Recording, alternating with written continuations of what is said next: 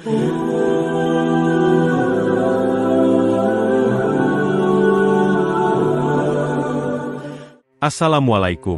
warahmatullahi wabarakatuh. Sahabat Mumtana, sebelum menyimak kisah cerita hari ini, saya sarankan untuk menulis sholawat kepada Nabi di kolom komentar.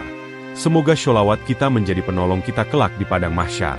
Kami doakan semoga kalian mendapatkan rezeki yang barokah dan diberi kemudahan oleh Allah Subhanahu wa Ta'ala dalam menjalani kehidupan sehari-hari. Ka'bah, bangunan hitam ikonik di jantung kota Mekah, tidak hanya dikenal dalam sejarah Islam, tapi juga menyimpan jejak spiritualitas yang jauh lebih tua. Sebelum datangnya Islam, suku-suku Arab telah memandang Ka'bah sebagai pusat dunia, tempat suci yang menghubungkan langit dan bumi. Ritual tahunan yang menyerupai haji pun telah dilakukan oleh berbagai suku, meskipun dengan makna dan tujuan yang berbeda. Beberapa teori menyebut bahwa bentuk Ka'bah yang kubik sangat mirip dengan simbol lingga dalam ajaran Hindu, yang melambangkan kesatuan antara kekuatan ilahi dan penciptaan.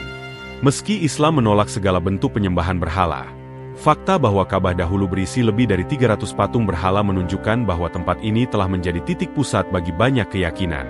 Menariknya, para arkeolog dan sejarawan India dan Arab mulai menemukan kesamaan antara struktur spiritual Arab kuno dengan simbol-simbol dari peradaban Tamil di India Selatan. Beberapa bahkan berspekulasi bahwa para pelaut dan pedagang dari India mungkin membawa gagasan spiritual mereka ke Mekah ribuan tahun lalu.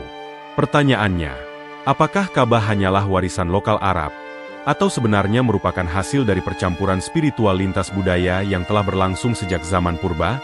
Misteri ini masih menjadi teka-teki sejarah, menunggu untuk diungkap melalui penemuan arkeologis dan kajian lintas peradaban.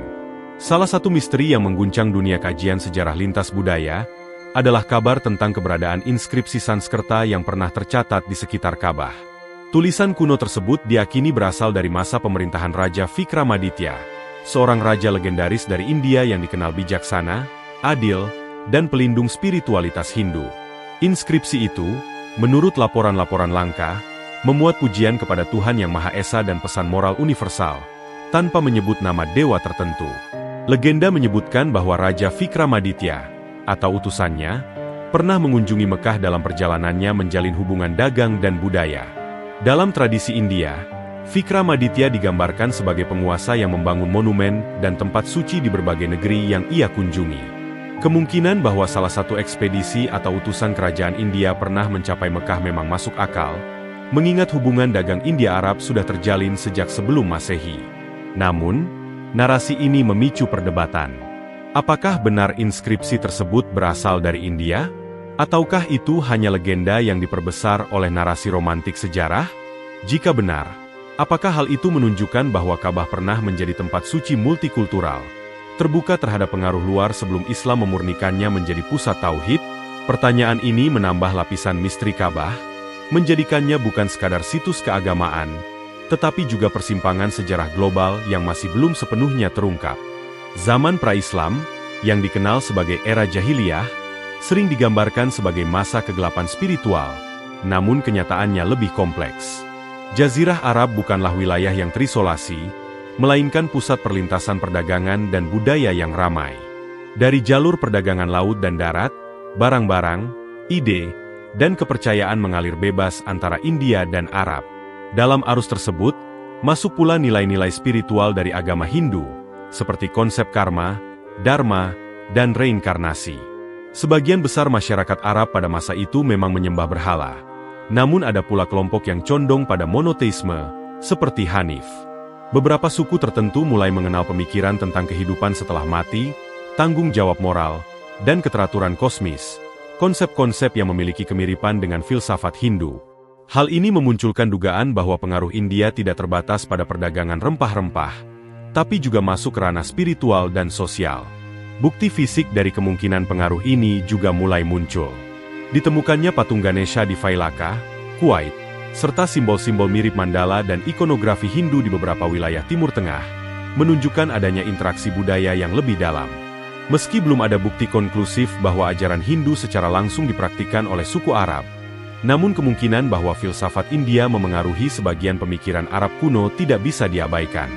Dengan demikian, masa jahiliyah tampak bukan hanya sebagai era kegelapan, tapi juga masa peralihan dan pertukaran ide lintas budaya, yang secara tidak langsung mempersiapkan masyarakat Arab menerima ajaran Tauhid. Simbol-simbol suci telah melintasi batas-batas geografis dan budaya selama ribuan tahun. Salah satu simbol tertua dan paling kontroversial adalah swastika, yang dalam tradisi Hindu melambangkan keberuntungan, keseimbangan kosmos, dan kekuatan spiritual. Swastika ditemukan dalam berbagai peninggalan di Asia, Timur Tengah, hingga Eropa kuno, termasuk dalam situs arkeologi seperti Troy dan Yunani. Namun, penggunaannya yang salah oleh Nazi Jerman mengaburkan makna spiritual aslinya. Di tanah Arab, simbol suci yang paling dikenal tentu adalah Hajar Aswad, batu hitam legendaris yang menjadi bagian dari Ka'bah. Para jamaah haji menganggapnya sebagai batu dari surga, dan menciumnya merupakan bagian penting dalam ritual tawaf. Menariknya, beberapa peneliti melihat adanya kemiripan simbolis antara Hajar Aswad dan lingga dalam ajaran Hindu. Keduanya berfungsi sebagai pusat spiritual dalam ritual mengelilingi dan melambangkan hubungan manusia dengan kekuatan ilahi. Namun tentu saja, terdapat perbedaan fundamental. Dalam Islam, Hajar Aswad tidak disembah, melainkan dihormati sebagai simbol sejarah dan rahmat. Islam menolak segala bentuk penyembahan objek atau representasi Tuhan. Di sisi lain, lingga dalam Hindu seringkali merupakan representasi langsung dari energi ilahi, khususnya Dewa Siwa. Kemiripan bentuk dan posisi ini menimbulkan pertanyaan, apakah persamaan ini hasil dari pertukaran budaya kuno, atau murni kebetulan arsitektural? Sejarah tidak memberikan jawaban pasti. Yang jelas, simbol-simbol suci telah melewati zaman dan peradaban, meninggalkan jejak yang menyatukan manusia dalam pencarian makna tertinggi. Jauh sebelum Islam mengukuhkan Mekah sebagai pusat tauhid, kota ini telah menjadi simpul penting perdagangan, kebudayaan, dan spiritualitas. Pasar Ukas, yang digelar di dekat Mekah, bukan sekadar tempat jual beli. Ia juga menjadi arena adu syair, debat filsafat, hingga pembahasan kepercayaan lintas suku. Para penyair dan orator dari seluruh jazirah datang membawa gagasan dan nilai-nilai dari negeri-negeri yang jauh, termasuk dari India dan Persia.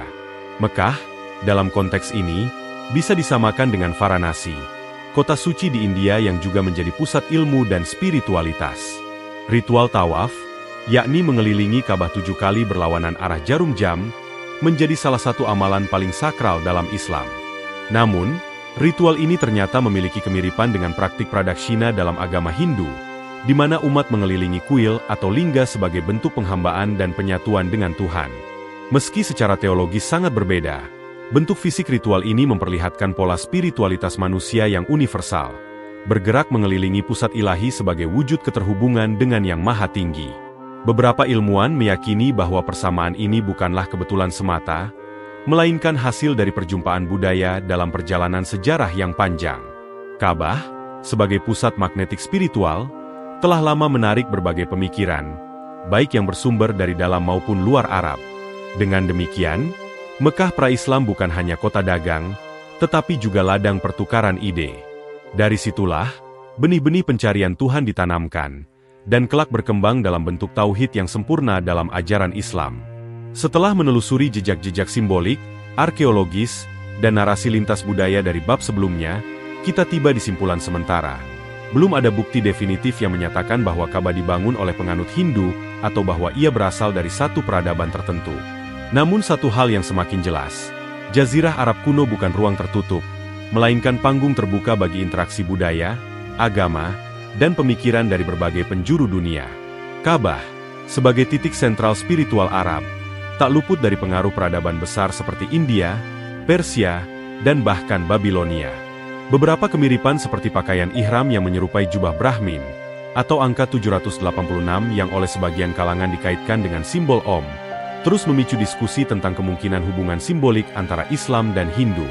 Misteri seputar Raja Vikramaditya dan inskripsi Sanskerta yang dikabarkan pernah ditemukan di sekitar Ka'bah semakin memperkuat spekulasi bahwa ada unsur sejarah yang masih tersembunyi, atau sengaja ditinggalkan oleh waktu. Bahkan dalam kisah rakyat India dan Arab, sosok Vikramaditya kadang muncul sebagai penguasa bijak yang menanam benih kebajikan lintas batas. Namun, dalam Islam, Ka'bah diakini dibangun oleh Nabi Ibrahim dan putranya, Nabi Ismail, sebagai simbol tauhid sejati. Tidak ada tempat untuk politeisme atau representasi Tuhan secara fisik. Oleh karena itu, Meskipun berbagai teori budaya dan sejarah menarik untuk dikaji, keimanan dan sejarah spiritual Islam tetap berpijak pada wahyu dan keyakinan ilahiyah. Akhirnya, kita hanya bisa mengakui, Wallahu alam bisyawab, hanya Allah yang maha mengetahui kebenaran sejati di balik misteri bangunan suci yang telah menyatukan umat manusia selama ribuan tahun ini.